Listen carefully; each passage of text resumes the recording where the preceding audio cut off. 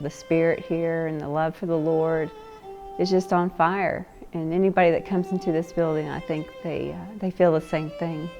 I love St. Peter Claver because we are one big family. We are a church of diversity and equity. It's just a family of love and pride. It is certainly a place of God and warmth. The small church with a big heart.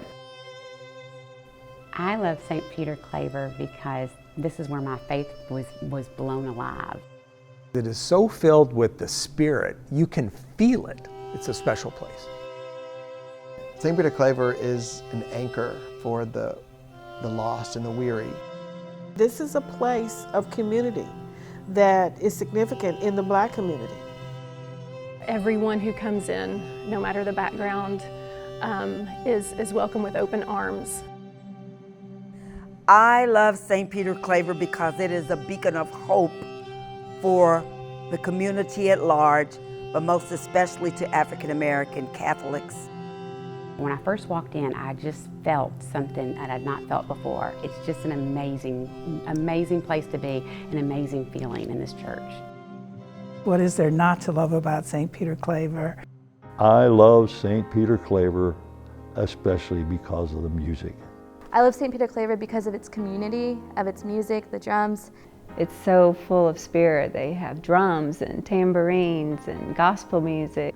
I have been at St. Peter Claver for 65 years plus. Being here at this parish, to me, is like one big, huge, happy family. It's a celebration of the Eucharist in a way that's loud and boisterous and happy and full of joy, which I've always felt in my soul, but we actually say it physically. It's just a lovely place to celebrate the Mass.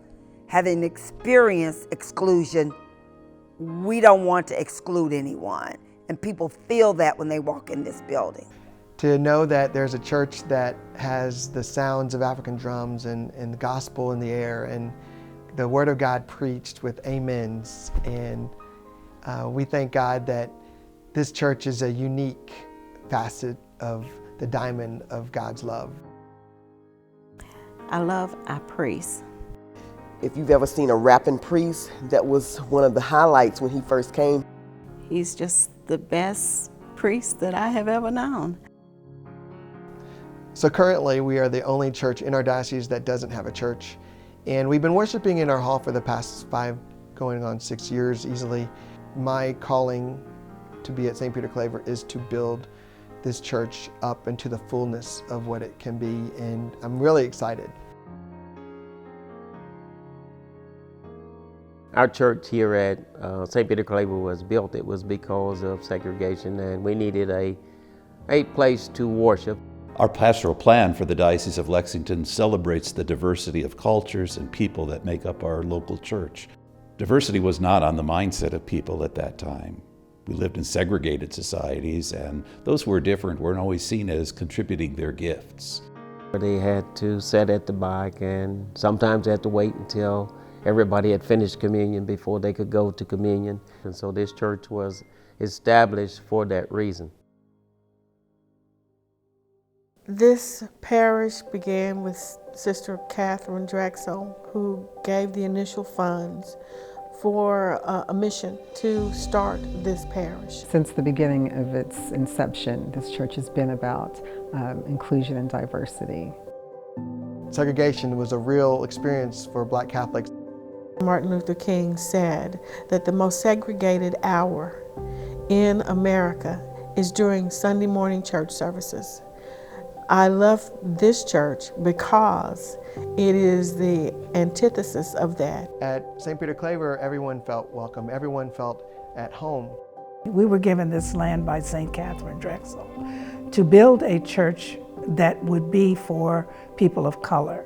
And part of the agreement in her giving this land to us would be that it would have to remain a church of color, or we would have to pay the money back with interest. So in 1948, there was an actual church built, and it would be known as St. Peter Claver.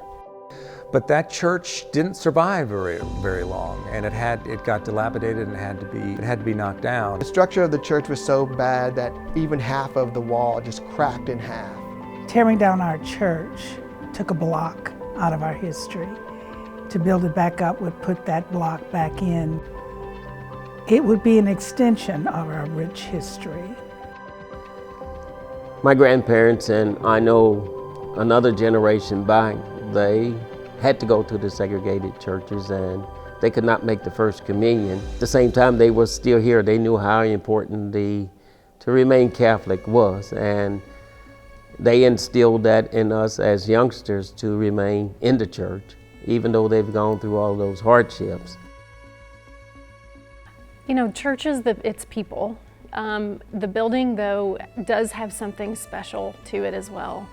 So as a people, we are still together.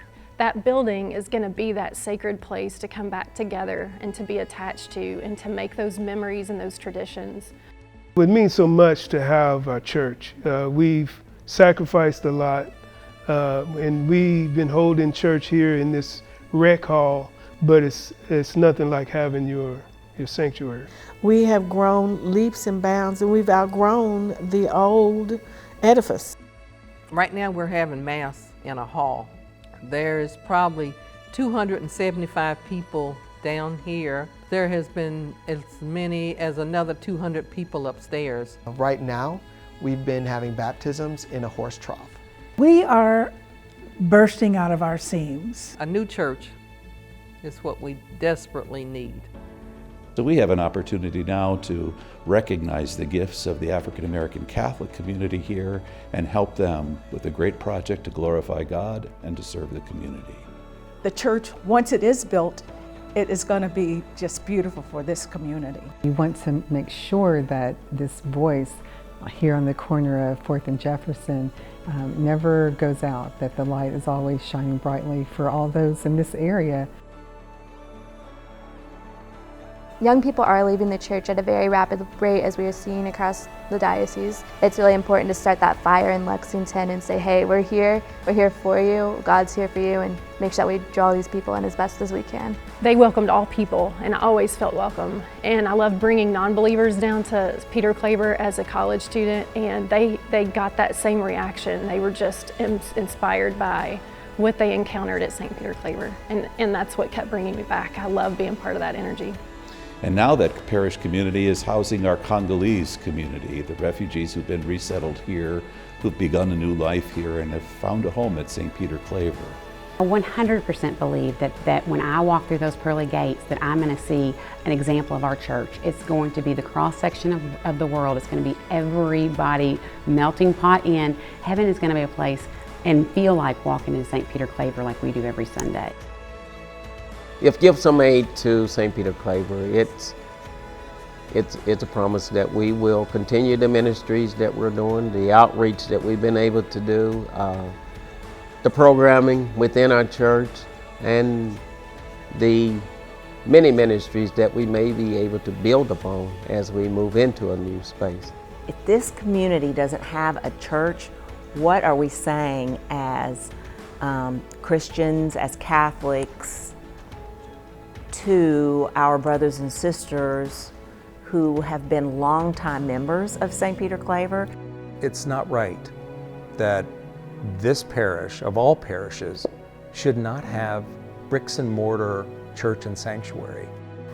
I think if someone really wants to be involved in today's world and really making a difference in inclusion, diversity, and really making those meet together, a donation to help build this church is a huge way to make that happen. The Catholic Church alone can break the color line, and our people should help her to do it. That's what the church is all about. That's why Christ came, so that we would all be together. If our ancestors can see this building being finished, there's a lot of history here, and I can see them just looking down on us, smiling and seeing that we're still one big happy church family and everybody is just included.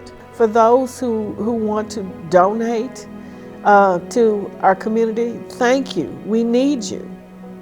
We need each other. It's been a long time to get this project off the ground. It's been a long time for a community to raise the funds to build the kind of house of worship that they're looking for.